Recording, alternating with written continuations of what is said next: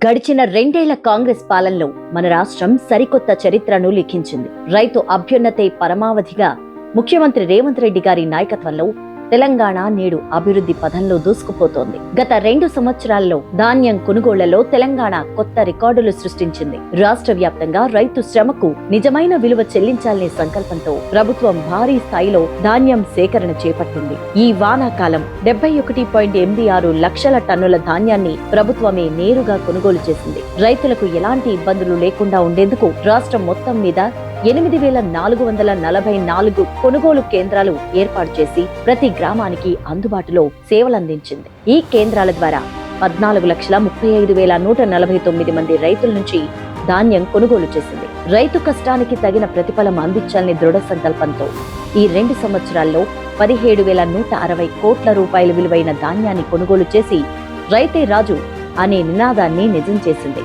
సన్నవడ్లకు క్వింటాలకు 500 రూపాయలు బోనస్ అందిస్తూ 1939 కోట్లు రైతుల ఖాతాల్లో నేరుగా జమ చేసింది.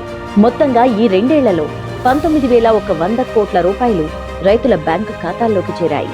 ప్రజల కోసం పనిచేసే ప్రభుత్వం ఉంటే మార్పు ఎలా ఉంటుందో ఈ 2 సంవత్సరాల పాలనలో ప్రజా ప్రభుత్వం చేసి చూపించింది. రైతు సంక్షేమం, పారదర్శక కొనుగోళ్లు, నేరుగా రైతు ఖాతాల్లో డబ్బులు, ఇవన్నీ కలిసి తెలంగాణలో రైతాంగానికి కొత్త ఆశను కలిగించింది రేవంత్ రెడ్డి సర్కార్.